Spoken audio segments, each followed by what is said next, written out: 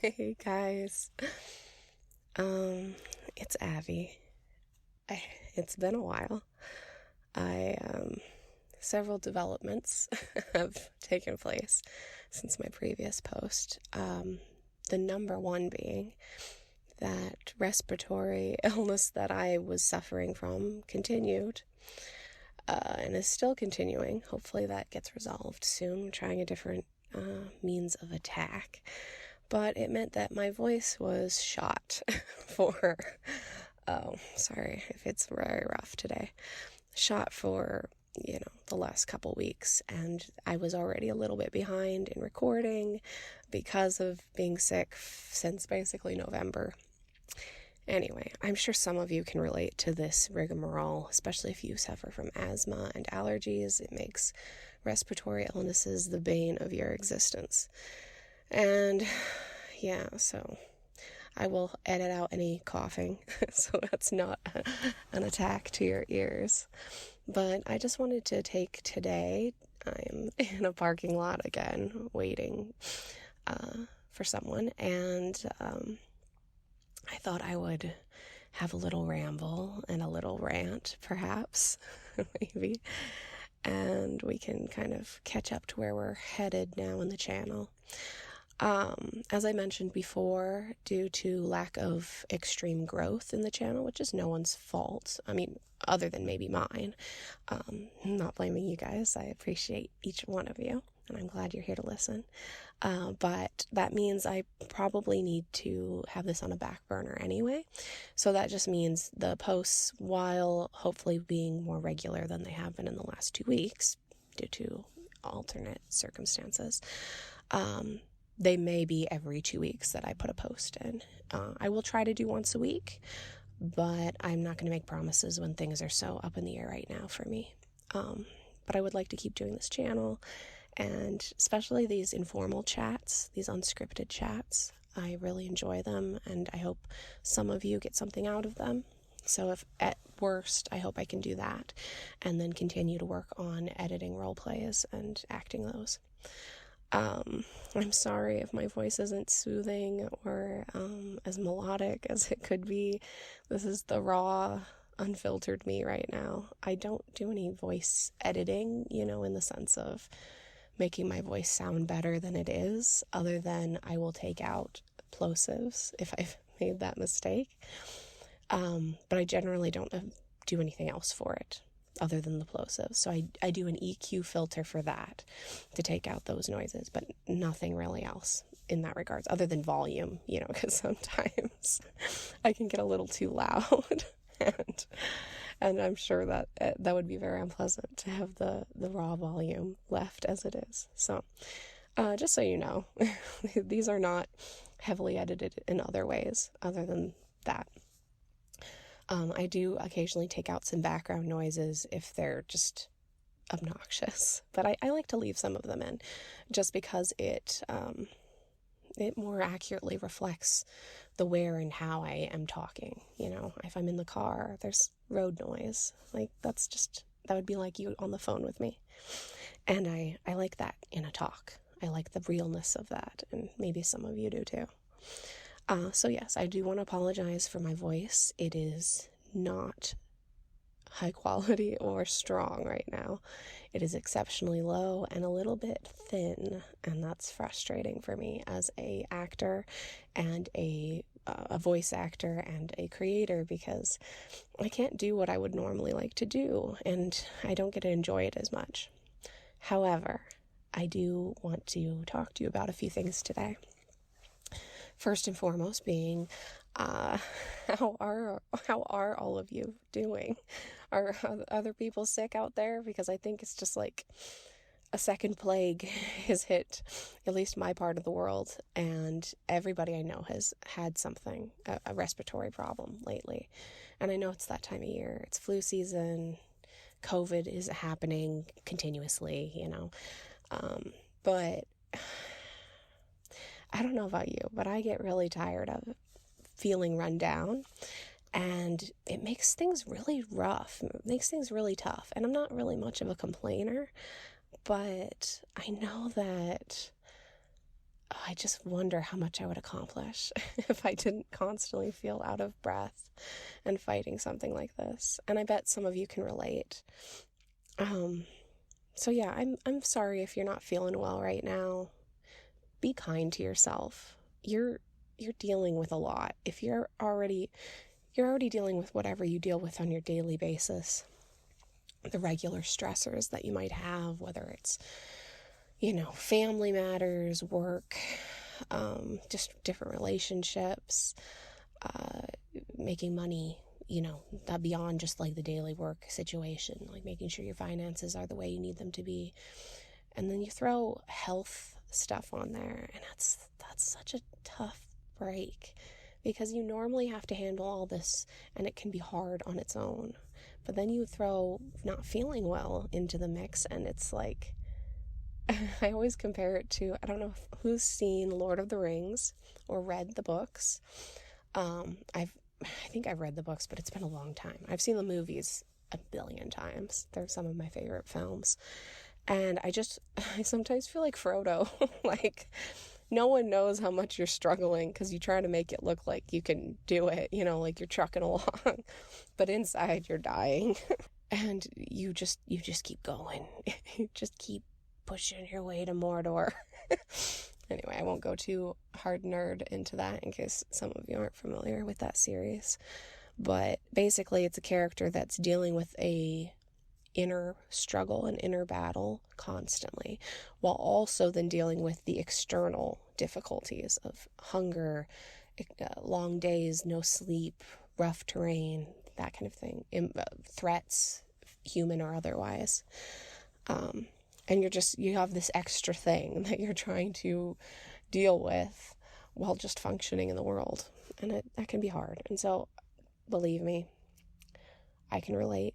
I've had health issues for the last several years. Some of them feel like they're clearing up while others come in and take me out. So I understand a little bit of what you're going through. Maybe not to the same extent. And I want to wish you good luck with your battle and your journey, and you can do it, okay? You can do it, but it's also okay to want to take a break sometimes and to feel like it's hard. That's okay. You are human. It does not mean you're less of a person for being tired. And I say this goes for anxiety and depression as well. Like, those are inner battles you're fighting all the time on top of everything else. So give yourself a pat on the back for getting along as you have been. Be kind to yourself. I've been listening to an audiobook. I just started it yesterday. I'm on, I want to say, chapter 3 or 4. And I can't remember the author. She's well known, and that's just on me. But it's on my phone, and I don't really want to juggle screens right now since I'm already recording on my phone. But it's called the Let Them Theory, and it's very well known, so if you type that in, you'll find it. And I want to say it's Mel something. I should know this. I'm really bad, but I just started listening to it. It was a friend's recommendation. I'm really enjoying it, partially because it's just kind of hitting you over the head with this idea that we've heard our whole lives, but it's tweaking the idea just a little bit. So the theory is that whole kind of like, water off a duck's back kind of thing. So if something happens that makes you frustrated or angry, or, you're getting your stress response triggered by something someone else is doing, or something that's out of your control, essentially, you say, let them, or let it, you kind of just like, let it do its thing. Let them do it, whatever. And then you say, let me, and then you decide a point of attack, not necessarily attacking them, but like your next move. So you let them do whatever the heck they're doing, or whatever the weather's doing, or whatever is happening that's causing you stress. You let it do its thing. It's going to be doing it. You don't have control over that. And then you say, well, let me, and then you do something, okay, to counter it in a way that is healthy for you. You let them do their own thing because you can't control that, but you can control your reaction to it. And it's supposed to give you a sense of like superiority over the situation, not necessarily over other people. You'll get that, but That's kind of a byproduct. But basically, like, raise yourself above all the stress and the chaos that's in that situation, and then look at it for your next steps, like what you're going to do in response. And that kind of takes away that stress response so that you can think more clearly, and you will make better decisions, especially if you practice this all the time. And I'm getting very animated. My voice is losing any soothing qualities that it may still possess. But I love this theory, and I've kind of tried to practice it in my life, for forever, before I knew this is what people are calling it or whatever. It's like, well, let it be, like, don't worry about it, that kind of thing. But this idea then of you then making a choice to do something, I've also tried to practice. It's hard to do both, though. And so that's what you have to kind of like channel. So suppose your significant other is doing something annoying. Well, okay, you love this person probably since you're with them. Okay, that's a given. So they're doing something annoying, either on purpose to annoy you, or they're just doing something for some reason you find it annoying. Because we're human, and that's how we react to stimuli that we don't like. You say, okay, just let them do it, whatever they're doing, okay? Like, if they're doing something that's annoying, it doesn't really impact you in truth. Like, they're not even, like, talking to you, maybe. They're just doing some annoying thing, okay? Something that humans do, and you, for some reason, have an issue with it that day. Say, let them. And then you say, well, let me. So say your partner is, I don't know, they're complaining, okay? This is something we all do with people that we know and care about. We complain to them, okay? Say your partner's complaining, and they're going on and on and on. And you can get it bent out of shape and rant at them, be like, why are you complaining about this, blah, blah, blah, blah, get all worked up and get frustrated. Or you can just say, okay, let them complain. And you can either decide to stay and listen to it, or you can say, I think I'm done now, and you can feel I need to walk away. You're allowed to say that. You're allowed to do that. And if they get worked up about that, that's another discussion. That's another issue. Or you can say, hey, I can't deal with this right now. Let's change the topic. But you have an opportunity to say, okay, they're complaining. You're not going to maybe be able to make them stop complaining, or make them fix everything for them so that they have nothing to complain about. That's something I suffer from. I'm a fixer. I constantly want to make things better for the people I love by fixing all the things. But sometimes the things don't even need fixing. The person just wants to complain or just wants something to, commiserate about. You know how it is. It's what we do as people. And so I have to like step back and say, like, I can't fix them. I can't fix the situation for them. But I can say, how much am I involved in this? So if they're complaining about something about their work, you can say, okay, let them be upset about their job. That's okay. They're allowed to. They're allowed to be upset about something, just as you can get upset about something. They're in charge of them. And then I can say, well, let me ask them, perhaps, is there anything I can do to help? Like, I forget to ask that. I don't remember to say, hey, well, is there anything I can do? As opposed to just assuming there is something I can do. And a lot of times that person's going to say no, but thank you for asking. And then it's done. And sometimes they don't even feel like complaining after that, because they realize that you do care about what they're going through, but also that you can't do anything about it. And so they're not going to keep going on to you about it. They got it off their chest and they're done. And I'm not saying that's always going to be the case, but it does work sometimes. And I'm going to practice that more, because that's something I do a lot with people. I'm always trying to fix things. It's something I'm just notorious for. I don't like people going through difficult situations or pain or anything like that. And so I'm always trying to help them in some way, but it's not usually like physically helping them, because like a lot of times I don't have that power, but I'll be like, okay, well, maybe if you think about it this way, or maybe if you say this to this person, you know what? I gotta stop doing that. I don't have to fix their lives. If anyone's going to have influence over their life, it's going to be them. And that same thing goes for me. I'm making their problems my problems, when sometimes they really aren't. Other than if I care about that person I feel bad that they're going through it, but it's not necessarily always going to be my place to make it better for them. Now, if it does involve me directly, if it's something I am doing that's maybe causing harm, especially if I'm not aware of it,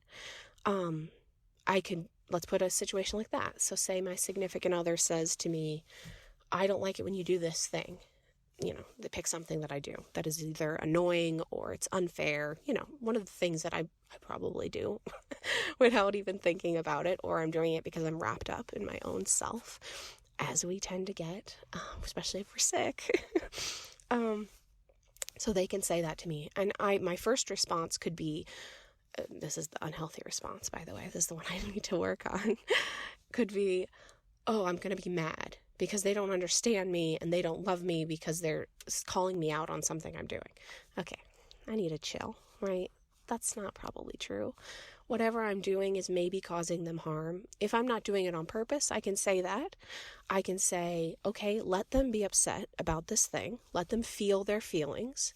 They're legitimate. They're allowed to feel reactions to these things. That has nothing to do with me, them getting to feel what they're going to feel. Now, I can just then say, let me ask, well, how can I make the situation better for us? Or how can I could ask myself, how can I stop doing this thing if it's something I know I shouldn't be doing? Like if it's something that is kind of crappy. If it's something that I don't understand why they're upset about it, I could say, okay, well, let me figure out if I'm causing them harm. Is that something I want to do, right? Like, do I want to cause them harm? Probably not. I mean, most situations, if you care about someone, you don't really want to cause them harm. You get caught up in your head and your self-egoism, and that was kind of repetitive, by the way. Egoism is about the self. And you just don't think about the bigger picture of who you're harming when you're causing problems, right? Because you're caught up in how you feel. And again, this is a lot harder to be introspective and not as self-centered when you don't feel well. So I do get it. I understand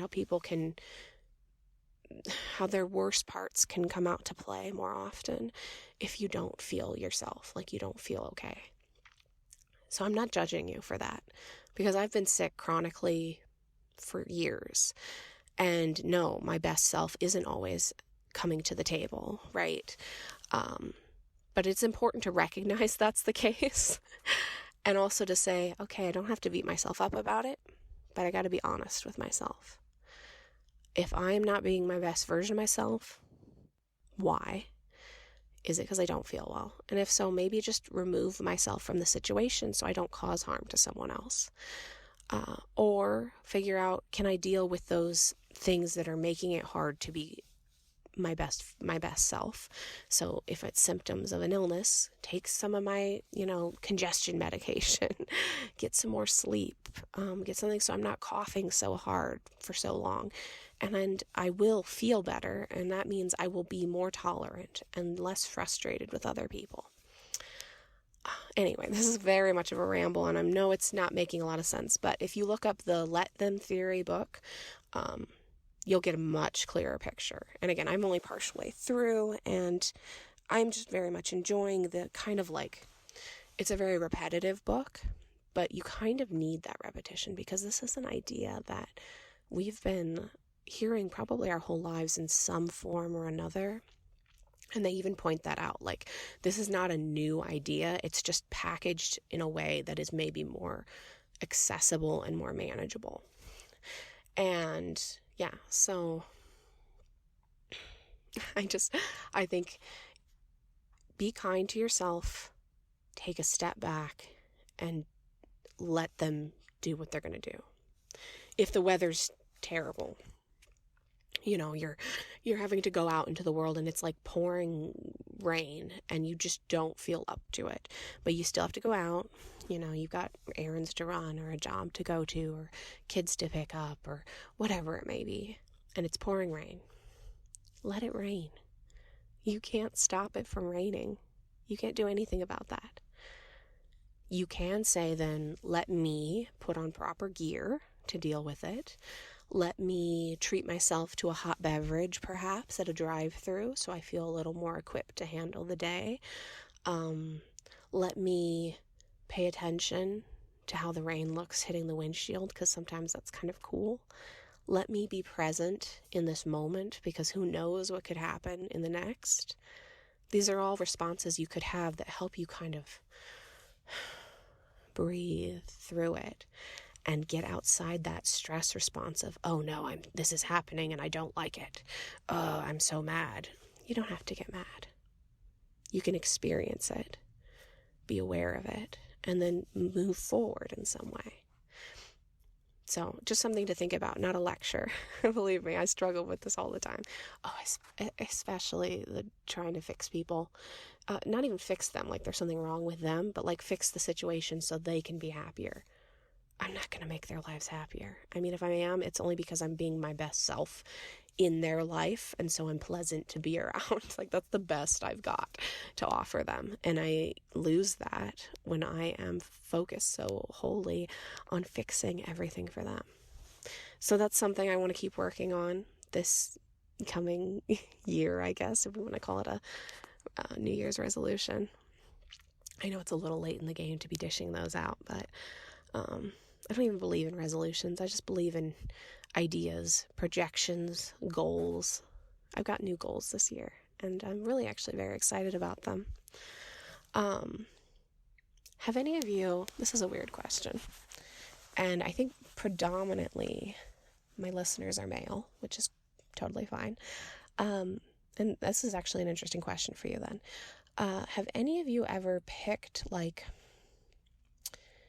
something aesthetic to represent your year? This is kind of new for me. So I'm a very aesthetically focused person. I like beautiful things around me. I like to look at beautiful things. I like to see beautiful people, art, music. I like experiencing beauty in all its forms, especially strange and interesting beauty. Okay, I'm not the classic stuff that's like, oh, that person's good looking. Sure, that's great. But I like the person that maybe someone's overlooked and they're seeing something just gorgeous about them and interesting and strange and weird and wonderful. That was a side note. Beauty comes in all forms. But last year I picked a color that kind of helped me identify what I wanted to focus on. So it's kind of like a mission statement for my year. And I didn't have it fully pinned down, but this year I made a new mission statement, and I picked a new color that kind of combines with the previous year's color. So they're like combining together. So the first one was green, and that just, I don't know, something about it, I just kept running into things that made me happy that happened to be green. It was weird. And it just kind of gave me this sense of like, whenever I saw something, a very pretty color of green, I was like, oh, okay, yeah, I got this. I can do this. And this year I feel like it's purple. And specifically a dark purple or a dark reddish purple. It's been popping up a lot in things that I'm drawn to. And I kind of see it as an open door color. In fact, I picked a picture to go on my phone that is of a door. It's not open, but it's a door and it's purple, and it makes me feel like the door to many possibilities. Because I kind of want to see the year as a possibility. It's not as like, okay, I have to get this done, I have to get this done, I have to get this done. And that was my like work voice, like, oh, I'll get it done. And I realized I just want to see it as like, I could go through that door if I wanted. Maybe I will. And that's very freeing. And so I'm picturing all these like beautiful purple doors and all these different designs. And yeah, that's what I'm like seeing for my year. Has anyone else come up with like a visual or like an aesthetic color choice or a palette maybe, or even music, like a soundtrack or a different band that represents kind of how you feel about your goals for the next year? Because I want mine to be openness and growth, keep pushing myself to try and learn new things and acquire new skills.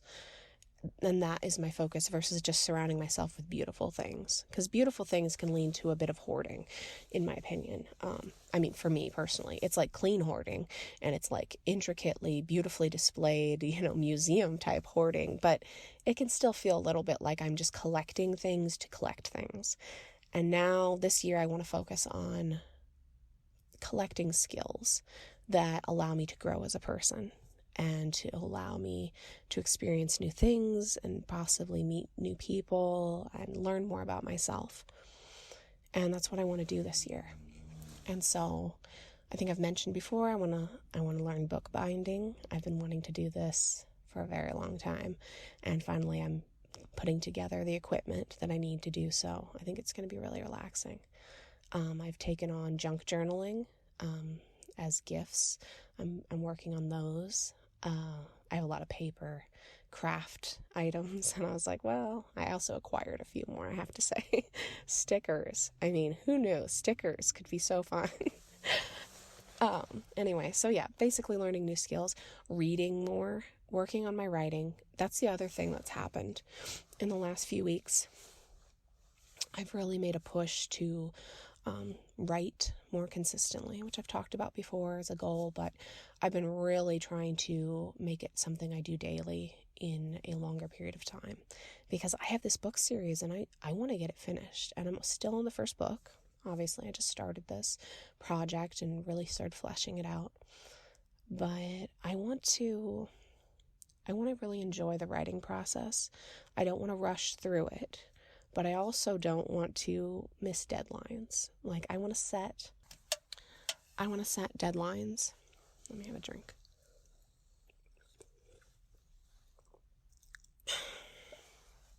I'm having a sparkling water. It's just like a regular sparkling water. I really like those. They're kind of refreshing without being, a distinct flavor. I want to set deadlines for myself. I think I'm going to do monthly deadlines, reasonable monthly deadlines, of course, for the writing, because otherwise I think I'll get wrapped up in the editing process too much, because I am first and foremost an editor. That's where most of my professional experience lies. I've done some writing, but it always comes at it at an angle of an editor, a developmental editor mainly. And I got to stop doing that all the time. So I think I've got a system now. And maybe if some of you are writers, this will help you. I always struggled with handwriting anything, even if it was a first draft, because I just felt like, well, I can't edit this as I go. So my editor brain was freaking out all the time. And I finally been like, okay, it's okay if it's not very good. It's a first draft. It's just to get the ideas out of your head. You can type it up and edit it later.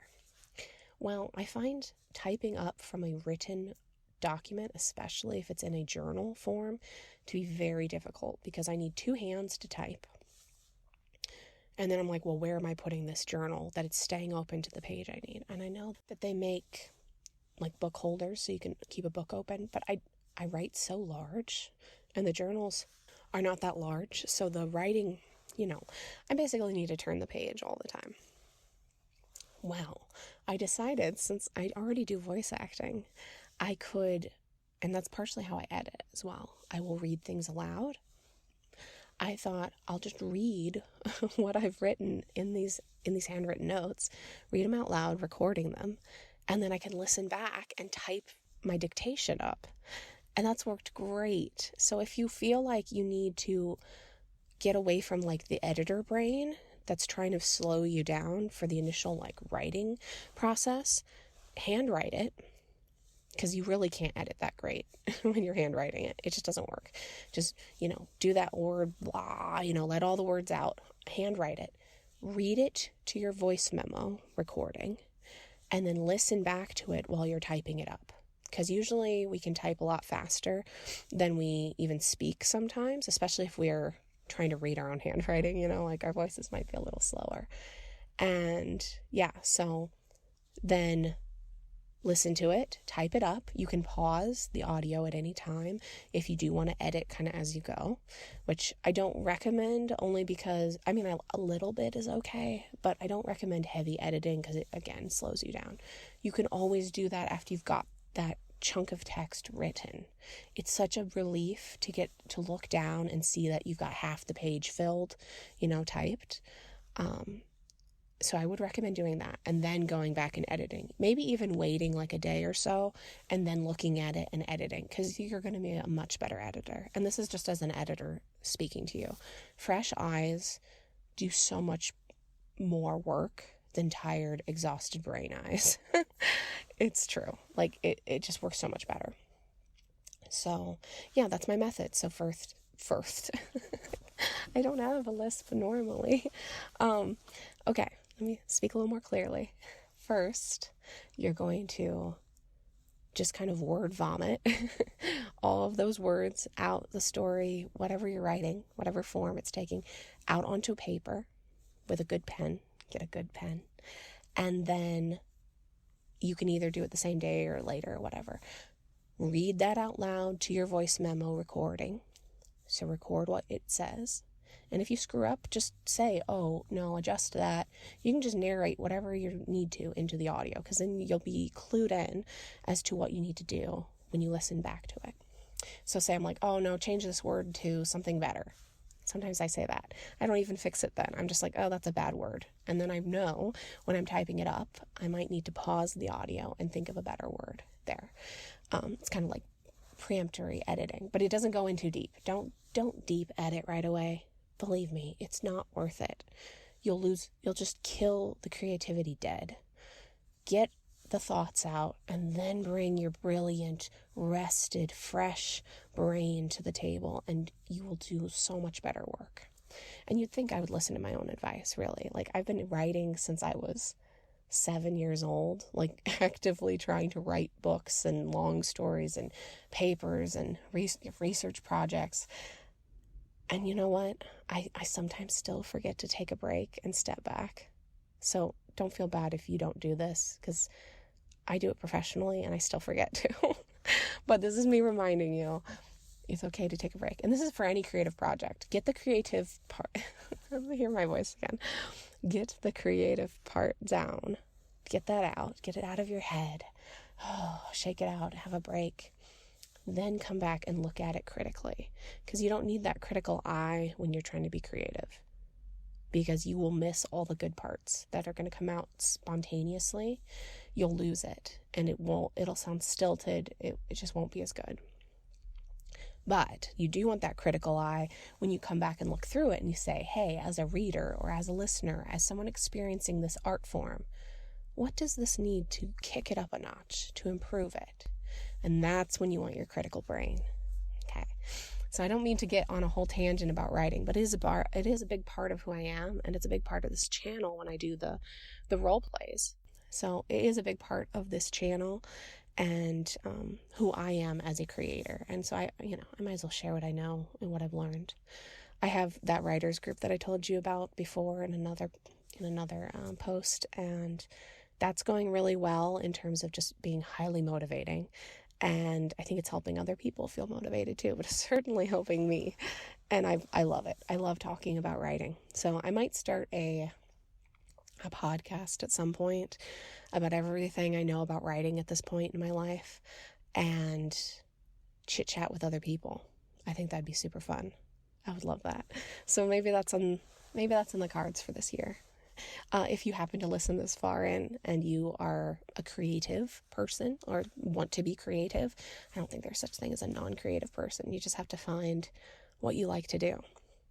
But if you are inclined this way and you think a podcast like that might be helpful, drop me a note so I know that someone listened this long, which is okay if you haven't, because I am here to help you fall asleep if you need that. Yeah, I just wish my voice was better. It's just so thin. It's not how I would like it, but hopefully it's still pleasant. I should do a whisper video. I want to do a video where I speak nonsense. As I've mentioned before, I I still like to do this, but I especially like to do this when I was young. I would sing in made up languages, and it was very relaxing. I don't know if it was relaxing to listen to, but I would find that out by listening back to the audio if I do record something like that.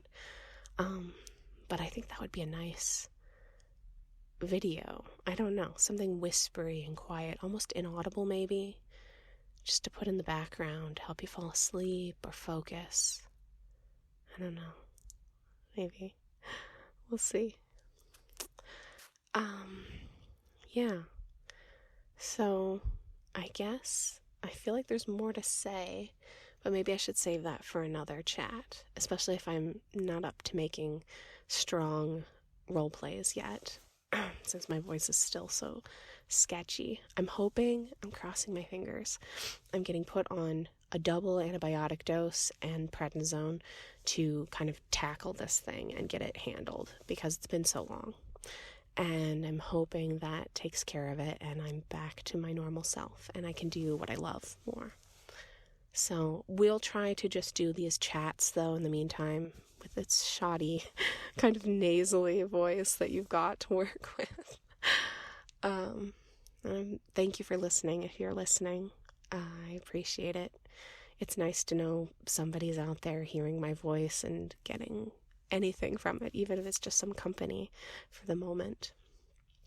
I do put a lot of effort into editing, like, making, like, sure you can understand my voice. The role plays get all the major editing because there's so many layers.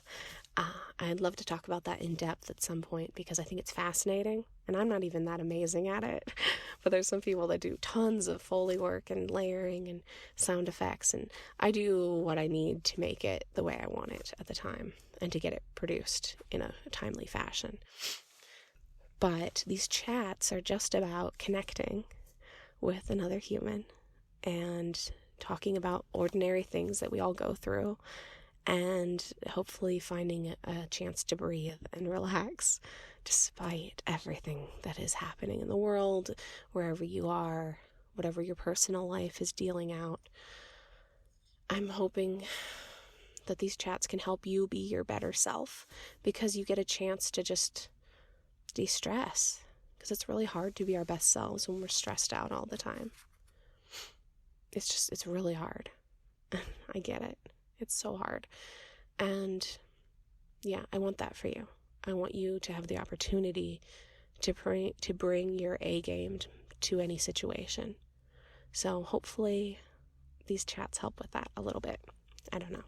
Or they just give you a friendly voice to listen to when you're stressed or tired or distracted. All of those are good things. I guess that's it for today. And I forget how much I miss these chats when I have a break from them or if I'm working on a role play. And I think I want to do them more regularly. So maybe that's my goal, to try to make one a week at least of these and then, crank out a role play as my voice is a little bit higher quality and a little more control. I'll be interested to hear what it sounds like, actually, though, because you can't really hear your own voice when you're talking. It's always a little bit, there's like it's like a noise issue because you're hearing the reverberations in your head at the same time and it changes what it sounds like to you. So I'll be interested to hear if it sounds good. Yeah. Anyway, thanks for listening, and I hope you have a lovely day or night, whichever it is. And, be kind to yourself. Treat yourself well. Work on being your better version of yourself as you can. But remember, it is hard if you're not taking care of those basic needs. Okay, so try to get those basic needs and then work on yourself. So, yeah. Okay. All right, bye-bye.